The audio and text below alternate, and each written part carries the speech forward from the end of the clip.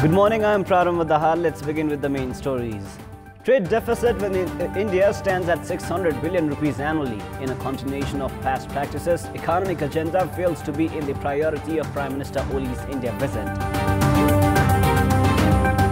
Uncertainty looms over management of top brass leaders of CPN-UML and CPN-Maoist Centre in the wake of party unification.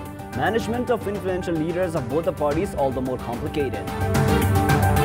Facebook says data of at least 67 million people were improperly shared with the political consultancy Cambridge Analytica. The figure exceeds far more than previously assumed. And Liverpool brings down high-flying Manchester City with a 3-0 win in the first leg quarter-final match of the UEFA Champions League. Barcelona sees off AS Roma 4-1.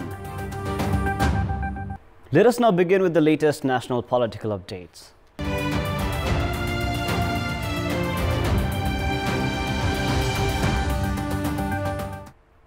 In every high-level diplomatic parleys between Nepal and India, discussions of political issues have usually overshadowed many major economic agendas that need addressing.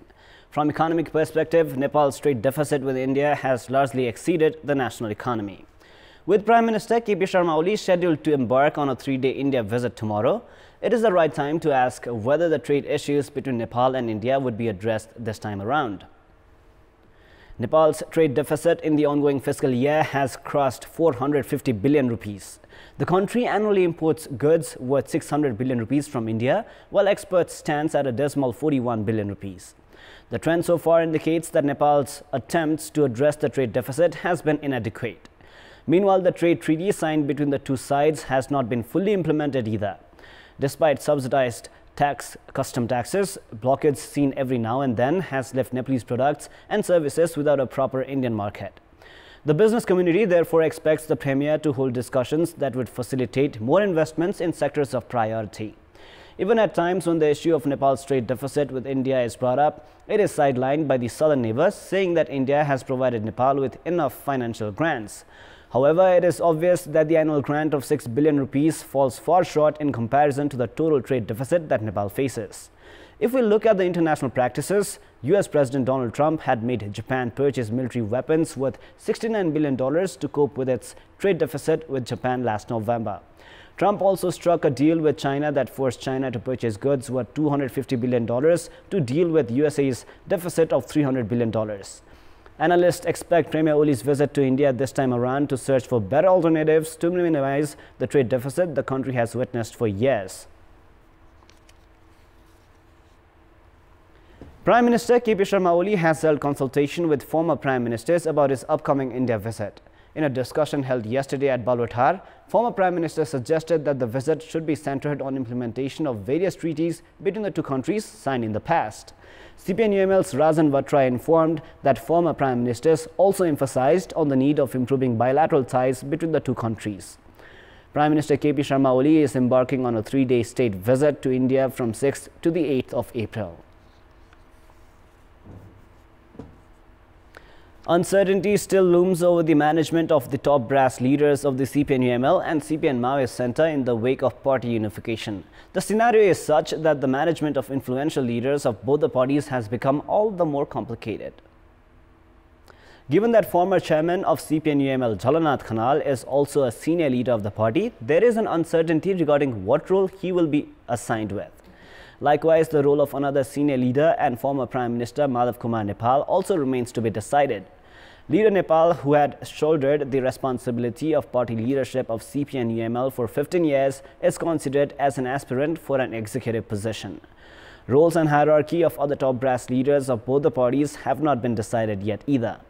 Meanwhile, a joint task force formed for the party unification has handed the responsibility of management of leadership to the top leaders of both CPN-UML and CPN-Maoist Centre without putting forth any recommendation.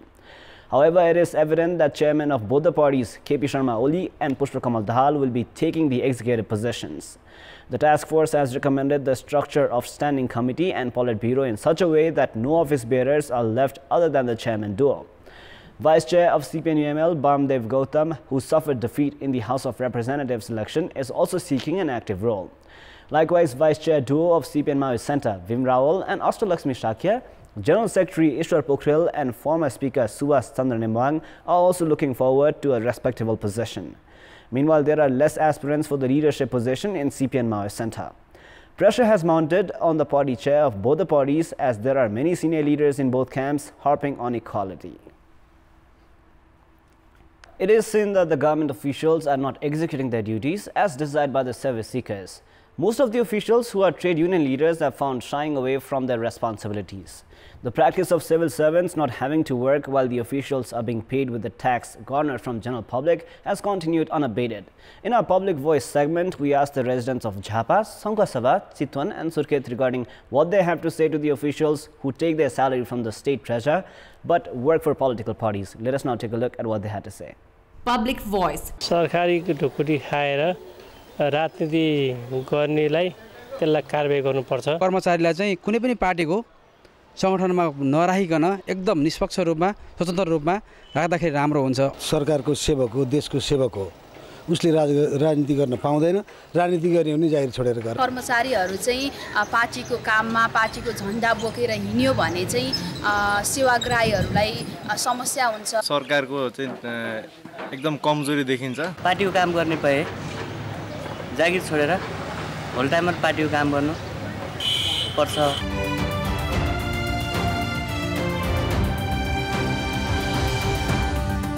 It is now time for some international update.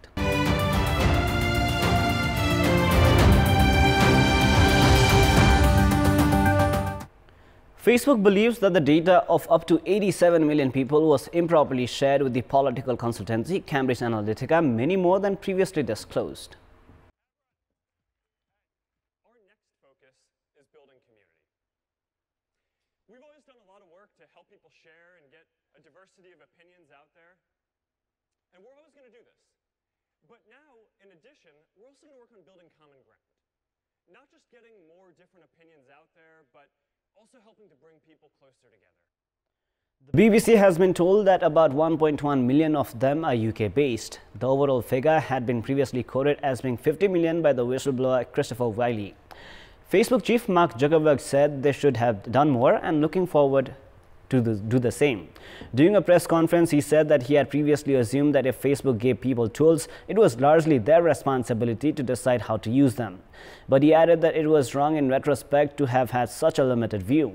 Zuckerberg also announced an internal audit had uncovered a fresh problem.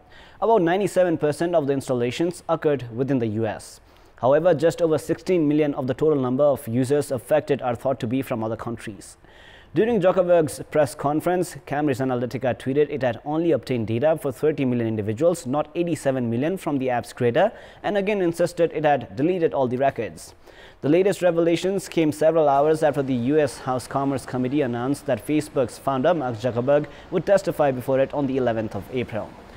Facebook's share price has dropped sharply in the weeks since the allegations emerged. Facebook has also published proposed new versions of its terms of service and data use policy. The documents are longer than the existing editions in order to make the language clearer and more descriptive. Another change the company announced involved limiting the type of information that can be accessed by third-party applications.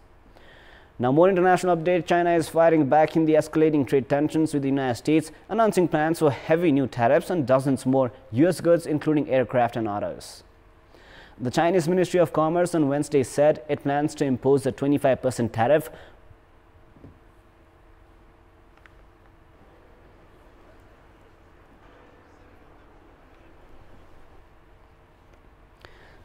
It is still not clear when the new waves of tariffs announced by the two sides might take effect or if they will be watered down in the meantime. China said the timing would be announced separately. The US government said it would hold a public hearing for US businesses about its plans next month. Liverpool secured an impressive 3-0 win over the English Premier League rivals Manchester City in the first leg quarter-final round match of the UEFA Champions League played late last night. Elsewhere, Barcelona secured a 4-1 win over AS Roma. In the match played at Anfield, Liverpool scored all 3 goals within 31 minutes in the first half.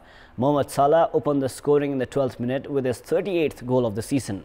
Alex Oxlade-Chamberlain then added the second goal for the home side in the 21st minute, while Sadio Mane sealed the 3-0 win in the 31st minute of the match. The Egyptian forward Salah was substituted on the 53rd minute of the match following an injury. Pep Guardiola's side, Manchester City, exhibited an improved performance in the second half, however failed to score.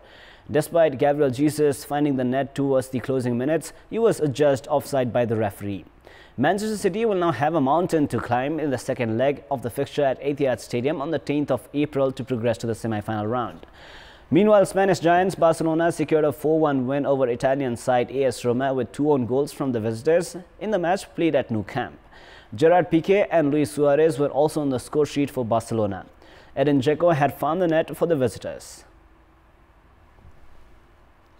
Now back home, Biratnagar Kings has registered the first win of the Dhangadi Premier League. In yesterday's first match, Biratnagar defeated Rupandei by 42 runs.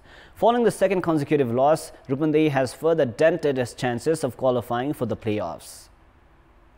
In the match played at Police Ground in Kailali, sent in to bat first, Biratnagar batsmen fired their team to a commanding total of 181 runs for the loss of 4 wickets. Babar Hayat contributed 58 runs, while Dilip Nath scored 43 runs in the big total. This is Babar's first half century of the tournament. Paras Khadka also chipped in with 22 runs for Biratnagar. Rupandei's Sufia Muhammad claimed 2 wickets. In reply, Rupandei innings was restricted to 139 runs following a poor start. Apart from Pradeep Aire, who scored 54 runs, and Deepak Prasad with 22 runs, none of the other batsmen could make a notable contribution. Biratnagar's Shubham Kamath was the pick of the Biratnagar bowlers with 3 wickets. Meanwhile, Kathmandu Goldlands has chalked out 3 consecutive victories at the ongoing DPL. Kathmandu Goldlands now needs 1 more win to secure its place in the playoffs as they defeated CYC Atharia by 11 runs in a close encounter. Batting first after winning the toss, Kathmandu Goldlands posted a modest total of 137 runs for the loss of 9 wickets.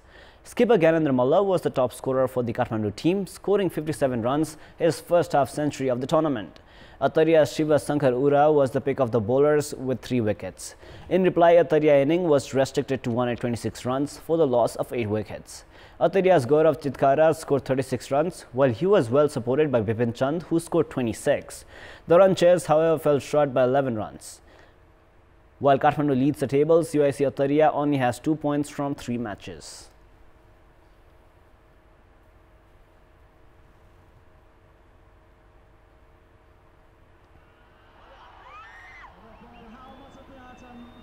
That is all for the moment. Our next English news will air at 11 a.m. Keep watching Kantipur Television SD for more news and entertainment. Have a great day ahead.